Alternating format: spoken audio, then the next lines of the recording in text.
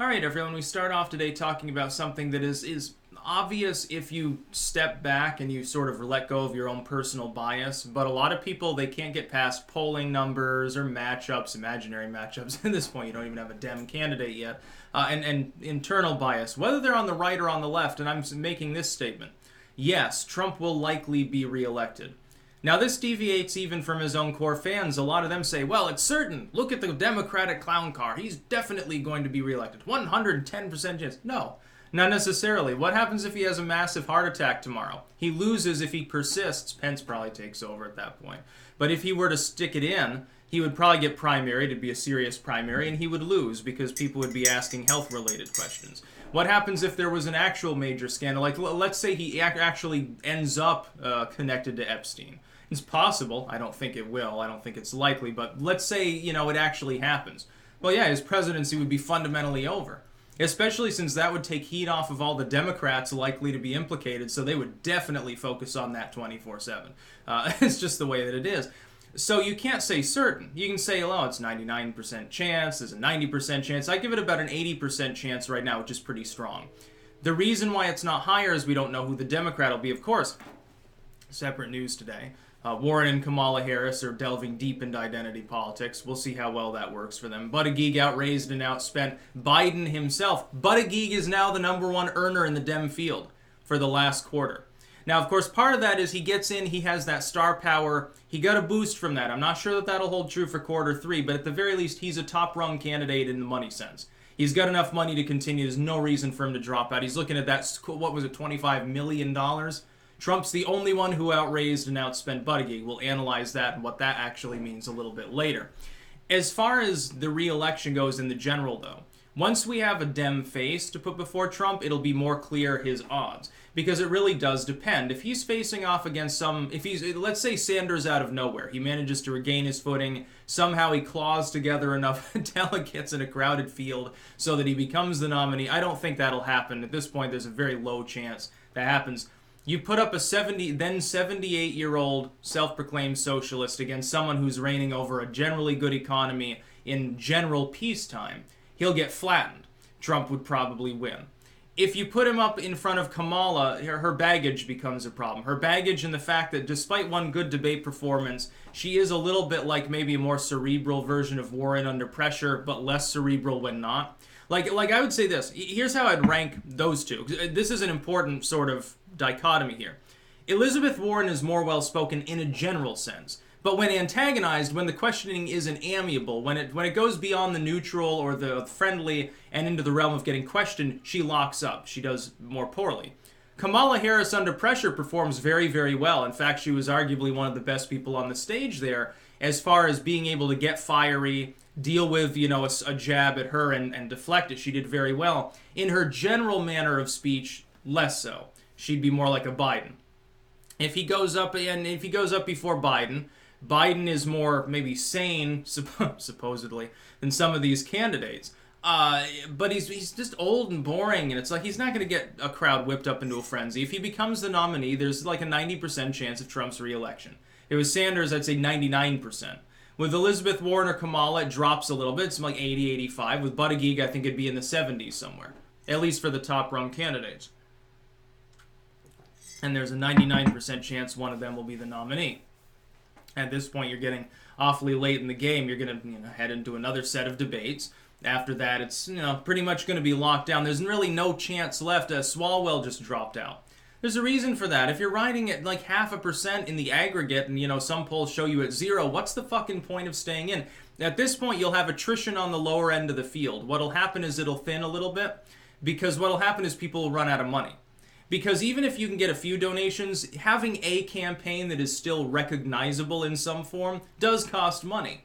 Well, if you want to have any of that money to embezzle to your own personal checkbook, so to speak, then you've got to cut and run before it all runs out. And you got to pay off like the election commission and stuff, and you can walk away with some money. I think you'd have to put it in a special accounts or a trust or something. I can't remember exactly how that works. Like if let's say you raise $100 million for your election bid, you lose, you still got $3 million in the bank at the end of it. Stuff has to happen with that money. It just doesn't end up in limbo and disappear, of course. Somebody obviously wants it because when it spreads around, it gets taxed. The government likes that. Trump has a good chance because he's the incumbent advantage. It's mild, but it is there. He's already been president, so he's believable in that role. There aren't many people on the other side that I think look believable. Warren is sort of getting there, kind of, sort of, but the thing, I mean, her lying about her race is a big thing. I think that it'll sink her campaign if she's nominated. Biden is the most believable only because he's already been the vice president. Really, that's what it boils down to. And then, I mean, so imagine Sanders in that role. He would play the president in a comedy. Who would you cast as a president in an action drama or something like, you know, some Little Red Button scare Cuban Missile Crisis movie? Biden, you could cast Biden. He'd be believable. Buttigieg, ironically, would probably be kind of believable. And Warren kind of fits that role. But the way Sanders acts, no, he wouldn't be believable. He would be in National Lampoon's Independence Day or something, remake or something like that. And Kamala Harris, no, not really. You would cast her as the villainous, corrupt president, maybe. She wouldn't look believable in that role in a more drama sense. That's the other thing. Maybe we should expand upon the believability aspect of my analysis and say, who would you cast as a president, but they'd be the bad president? Who would be the funny president, and who is the truly believable sort of civic president? Who evokes, you know, Lincoln or something? Who would make the characters in the movie feel good about the situation even if it seems dire? He'd give them hope or some patriotic sense or something. Biden could fit that role only because he's already been the VP. And there are others in the field that could, but I mean, at that point you have to cull further. You have to say, okay, well, who's got at least 4 or 5% of the vote? There are only 5 people at that level. Cory Booker and Beto O'Rourke were straddling the line. Cory Booker did okay at the debate, but he didn't get a boost. It all went to Kamala Harris, so he's done, basically. And O'Rourke has been sliding down into irrelevance forever. It's not going to be long before he probably has to drop out. At some point after the second debate, I expect another candidate or two to leave. And by the end of the third debate, several more will leave. There'll only be 12 or 13 people in the field probably at that point.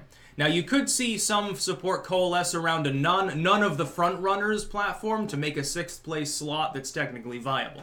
That would be funny. It'd probably be filled by a Gabbard or a Yang, some out there candidate. And you say Williamson? That'd be funny.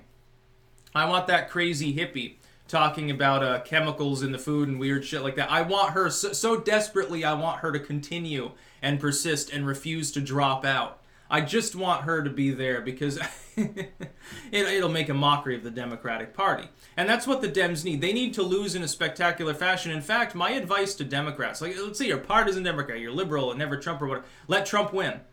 Vote against the Democrats tactically and let him win. Why? Because the party will crash and burn, the DNC will collapse, and all of the old detritus will be swept aside as new reformers say, look, we can't keep doing this anymore. We need a new way. You'll either get a far-left party or a business Dem revival. Either way, it'll be better than the weird schismatic party that you have currently. And no matter what happens, they'll be able to reabsorb some other aspects of the voting bloc. Like there are leftists right now that are never DNC. They vote Green or even Libertarian or stay home because they don't see the Dems as far left enough. Well, if you lurch to the left, you can absorb them. You're jettisoning the business Dems, but you've gotten that. The paradigm shift is complete. Likewise, if you shift back towards the center, become sort of party of JFK mode, you reform things, you become more of a business Dem party, the far left goes off away, but some of those centrists, some of those independent voters, center-left voters, business Dems that flock to Trump by the hundreds of thousands, they come on board. Again, the paradigm is complete. It'll be interesting to see which happens. In the former case, they're competing for the Southwest. They're trying to crack Texas. In the latter case, they're trying to shore up and defend the Rust Belt, which gave them the last few elections, as well as maybe expand in the Mid-Atlantic. It'll be interesting to see which of these strategies ends up happening if they lose in 2020. One of the two, I guarantee, will happen. The party will either lurch further left or it will snap back to the center. Regardless, some people will be alienated, others will join the party sometimes for the first time, and they will reform. That's what happens in politics. The Republicans already did this. They were hemorrhaging support. Then along comes Trump to bring forth populism for the first time since like the Eisenhower era, basically. Since the pre-Nixon Southern strategy grows the coalition, grabs independent voters, some of the business Dems, there you go. There's your Rust Belt. It's a paradigm shift. It's a political shift. That's about all. Peace out.